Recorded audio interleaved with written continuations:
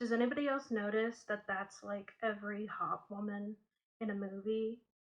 I first noticed it with Sydney Sweeney in Euphoria years before she even became like a meme or infamous or whatever. You know, every single woman like her is just able to look at a guy and go, yeah, and get exactly what they want. Maybe it's just me. Okay, so today we're doing the very important task of dissecting the new Tay Tay song that's caused a lot of controversy. In case you're watching this way into the future or whatever, the big controversy is that Taylor Swift just dropped an album called Life of a Showgirl, and a lot of people only 2 weeks in are claiming that this is her flop album. How could this be happening to poor Tay Tay? I'm not even a fan of hers, and I know that everything she touches is gold, and she sells that gold to add to her billionaire dragon hoard. And there seems to be one song that everybody, Taylor Swift fan or not, kinda doesn't get. The song about Travis Kelce. Yeah. The song is called Wood, and it's filled with all of the innuendos that Tay Tay should have left out. Let's start with the music itself before we get into those weird lyrics, because I think there's a reason it's making people tick. Any song these days can get you a copyright strike, but I'm really not going to play the song that Tay Tay sampled for this song because it is from a major musical estate. Hit it!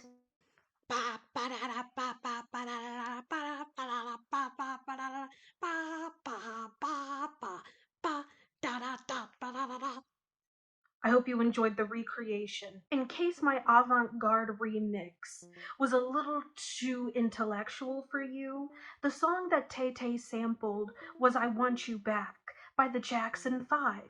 Yeah, the band that Michael Jackson fronted when he was like 7, 8, 9, 10. Tay Tay makes it tough for us right off the bat because she decides to sample the song by a middle schooler for her ditty about Travis Kelce's. It also doesn't help that I Want You Back is a breakup song. Don't know if you want to sample a breakup song for the big I Love You Travis Kelce number. The original Jackson 5 song gives off a yearning vulnerability. This 10-year-old really wants his girl back. Maybe Tay Tay was trying to channel that into her own tune. Let's check it out by analyzing these deep lyrics that she's provided us. Tay Tay's a good copyright litigator. She's got the whole music industry behind her, so I can't recite the lyrics myself. Instead, I'm going to give you a poetic interpretation, a reading.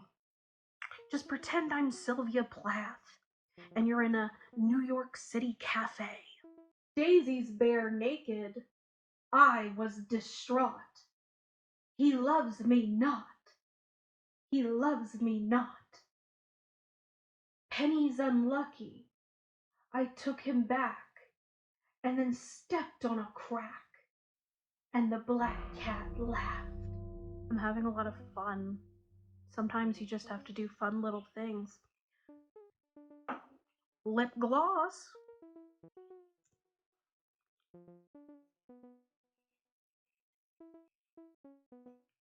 Sometimes the lipstick needs a little sparkle. Tay Tay hits us right off the bat with that poetic gift that her fans keep saying she has. There is a daisy as the opening image of the lyric, being plucked away in a childish game of she loves me not, or at least in the case of Tay Tay, he loves me not.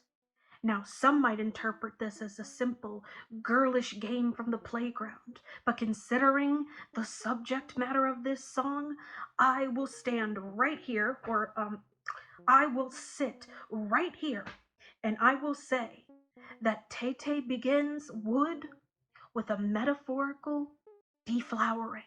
But this first deflowering must not be Travis, because it is followed by very, very common bad luck imagery.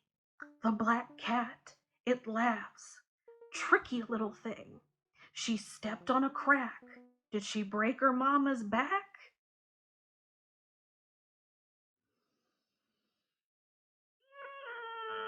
All of this bad luck is coming after she took some guy, just a nameless he, back. Kind of like 10-year-old Michael Jackson took that vague little girl on the playground back. I see what you're doing, Tay-Tay. I see what you're doing. The poetry continues. And baby, I'll admit, I've been a little superstitious. Fingers crossed until you put your hand on mine. Seems to be that you and me, we make our own luck. A bad sign is all good. I ain't got to knock on wood. The pre-chorus here is Tay-Tay showing us that her and Travis no longer need to worry about little superstitions, little bits and bobs, those black cats smiling, the ladders, the cracks. I don't think she even mentioned ladders, but you know, you gotta be afraid of ladders if you're afraid of bad luck. Anyhow, the part at the end about knocking on wood is our first introduction to the genius metaphor of the song, the white whale symbolism of Tay-Tay's lyric. Fun fact, in certain mythologies, it's believed that you ought to knock on a tree to signal to spirits that you are about to enter their domain. What kind of spirits are coming to Tay-Tay and Travis's tapping? Perhaps the chorus can let us know. All of that bitchin', wishing on a falling star, never did me any good. I ain't got to knock on wood. It's you and me forever dancing in the dark. All over me, it's understood. I ain't got to knock on wood. Forgive me, it sounds cocky. He hypnotized me and opened my eyes. Redwood tree, it ain't hard to see. His love was the key that opened my thighs.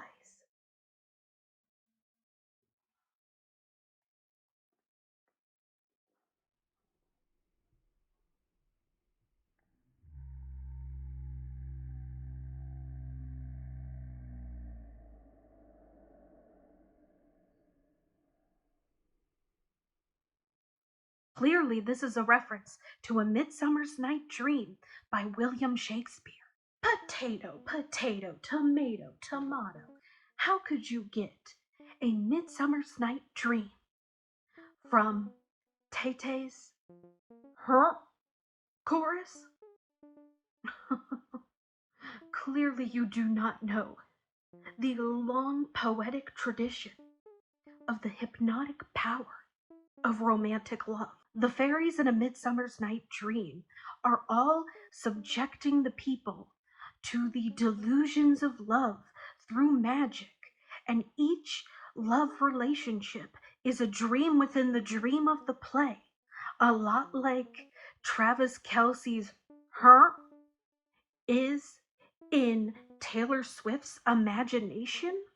Don't go thinking that Tay-Tay isn't playing 3D chess though, because the metaphor of the wood for Travis Kelce's hand is actually very important to understanding the chorus.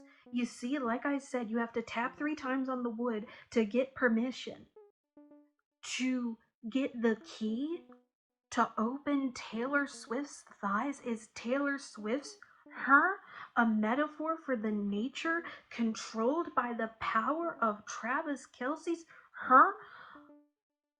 The layers go on and on. Second verse, same as the first.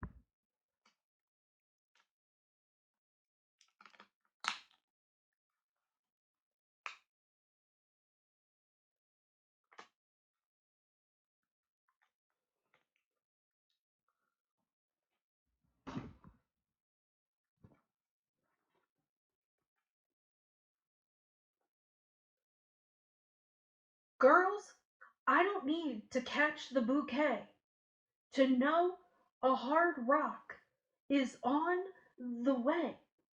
And baby, I'll admit, I've been a little superstitious. Um,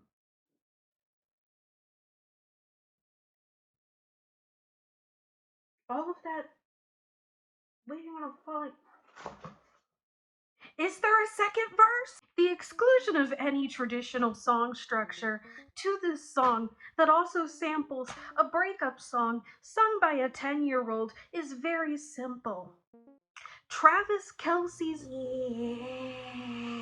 is enough to break any song structure apart. Very metatextual. Swift.